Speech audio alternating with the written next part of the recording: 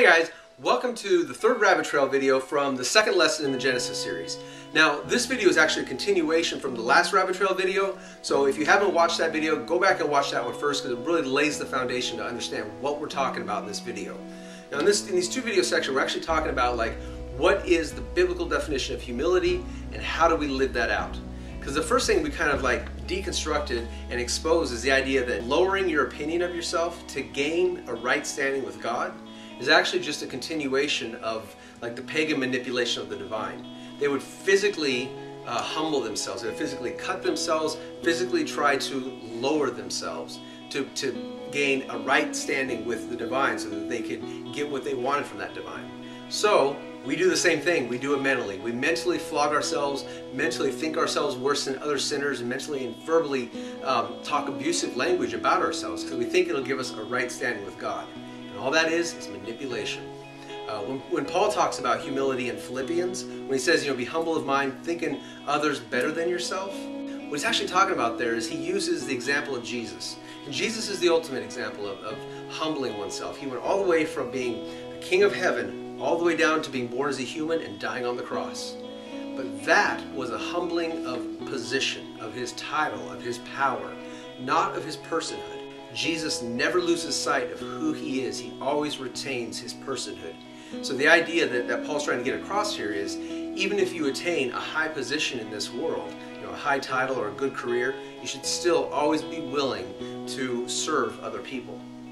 And Paul is the perfect example to use here as we're talking about what is kind of a biblical definition of living a humble life.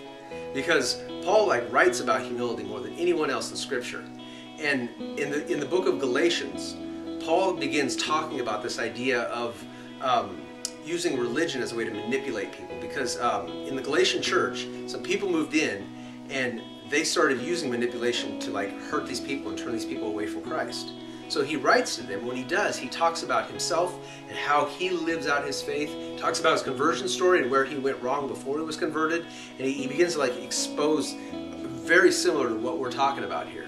So I want to read to you, I want to start by reading to you the first two chapters of Galatians.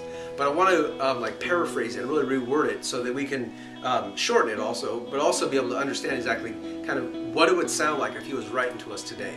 And so it goes kind of like this. He says, this is Paul, the one who Christ himself has given the highest title possible to any human, the title of apostle. Now, I'm writing to you that God may rescue you. Why have you been fooled by liars? But let me tell you right now, if anyone tries to convince you that you need to prove yourself worthy of salvation, or tries to get you to do anything for your salvation, well, he can go to hell. And in case you missed it, let me say it again. If anyone tries to convince you that you need to act or be any certain way, may he burn in hell. Well, what? Would it be, more socially accepted if I didn't write to you in this way? Well, I serve God, not man. And let me tell you what social niceties does to a person. You see, I spent many years of my life humbling myself to seek the approval of religious leaders. But following their advice turned me into a murderer. So when Jesus showed himself to me and he gave me my calling, I sought the approval of no one. I simply went about doing what God called me to do. And 17 years later, the Spirit finally told me to go talk to the leadership. So I submitted to them, the truth, and nothing else. I even brought supporters with me so that the leadership couldn't manipulate me. Because I didn't care what their titles were, what their reputation was.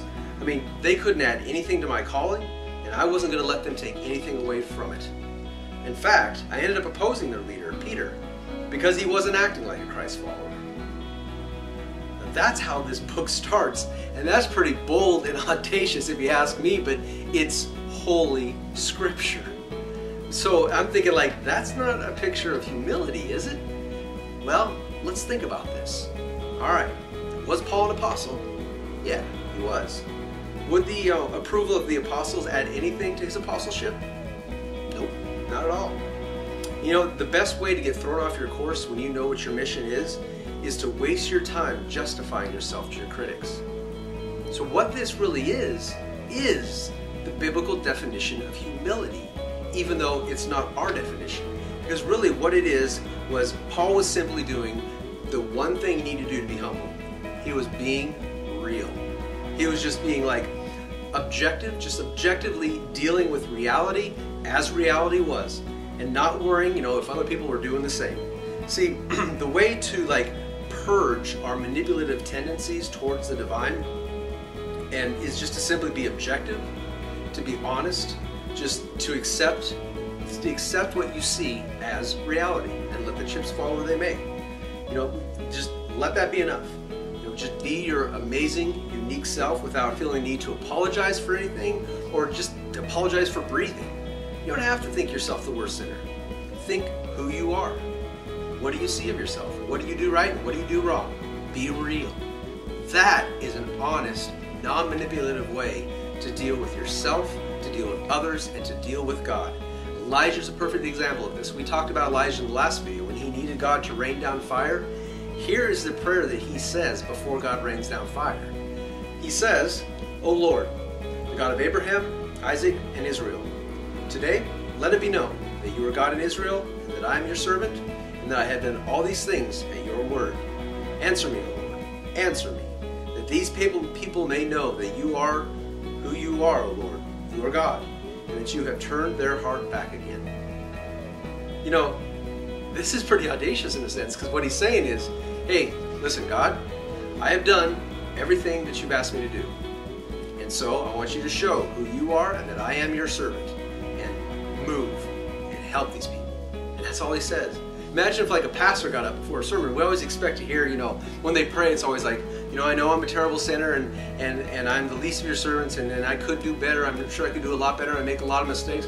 That's not what Elijah's doing here. That's just manipulative language. That's disgusting in a sense, I really don't like it when pastors get up there and they're like telling stories about how terrible they are, and really it rings as kind of like a manipulation in my heart. But the reality is, Elijah's saying here, hey, to the best of my ability, I've done everything you've asked me to do. I want you to prove that that's true. He's just being honest and just being real. There's no manipulation going on. It's just reality. The idea that we're to think ourselves as the worst sinners in the world, it doesn't make sense theologically. Even before Christ came and redeemed all of us, when we were living under the temple system, people weren't supposed to think themselves as horrible sinners. The reality was people thought themselves as like in a neutral, non-judged state, where they were just who they were. And if they made a mistake, well then they became unclean and they just had to do the ritual and then they'd go back to being in the neutral state. But if they needed to like perform a ritual or needed to act as a priest or needed to go into the Holy of Holies, well then there'd be other rituals they would have to do to get themselves into a special clean state. But even then, before they had Christ, before Christ washed them white as snow, they didn't think themselves as the worst sinners on the face of the earth. They just thought themselves as people, reality, objective, who they were. They made a mistake, they're done for it. That was it. And so now that we are washed white as snow and that we are cleansed, we're supposed to think ourselves like the worst person on earth? Come on, that's just not real. That's not objective.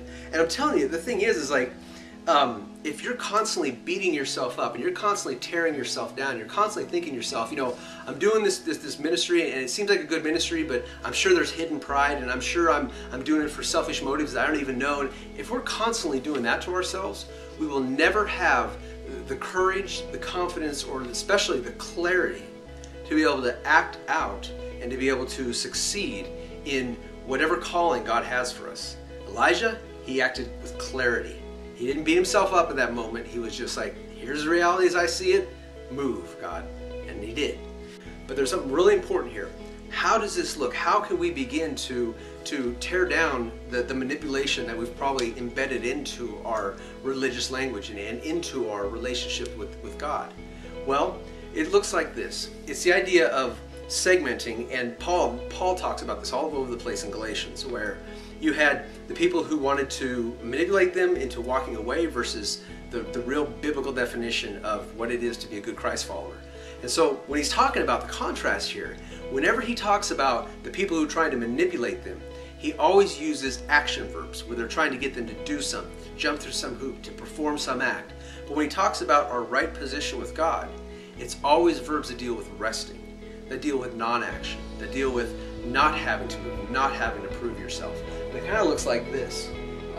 There's a difference between like objective, biblical definition of humility versus like a manipulative pagan version of humility. And when you kind of run down here, it's the difference between rest versus running, versus feeling like you need to jump through any hoops, or being willing to just not do anything and not having to prove yourself. It's the idea of like pretense. You know, if you're talking as though you think yourself less than other people, really you're doing this. You're doing more of a manipulation of the divine.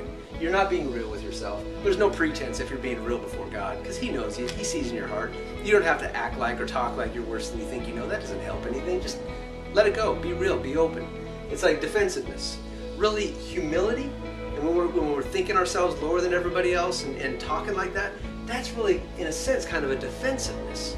And I'll talk about that down here, but it's like, same thing, it's also walls of protection.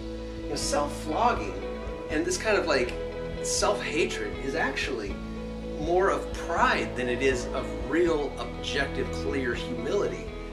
This idea like of control too, it's like, okay, the idea of being clothed in light is a fascinating turn of phrase that's used in Scripture. It talks about like when Satan comes to people, he comes clothed in light. And what would that mean? Well, all right, to be clothed means you're concealing something, but light reveals. So oftentimes, the way he'll come is, he won't come as though he's like an angel or someone wonderful. He will come with light, confessing, and revealing, opening up. But really, he's concealing something. He's clothed still. You know, the people in Galatians are very much like a person I know who's a sociopath. And the sociopath loves to like tear people down, and also loves to like, all the friends in like a circle, he'll like position them to attack each other. And the way he does this is something that you need to really look for in life. He'll come where he'll sit down with somebody and he'll just start confessing, and he'll start being really humble, and he'll say, you know, I know that I could be a much better like husband, or I know I could be a much better father or a friend, and I know what a terrible person I am, and all this stuff that really like makes people feel for him. Wow, what a confessional, humble person. Pagan manipulation kind of humble. So they like open up and want to help him. And right when they open up is when he begins planting seeds of lies. And that's what Satan does, and that's what this whole like pagan manipulation of people does. So it's the idea of like, don't let other people throw you off your course through humility or through thinking that you need to be more humble, or always giving you another hoop that you need to jump through. You want to know what humility is? You want to know what won't be a limiting belief in your life and will allow you to really fulfill what God has for you in your life? Understand the biblical definition of humility, which is being objective, real, and honest with yourself. And that's all you gotta do.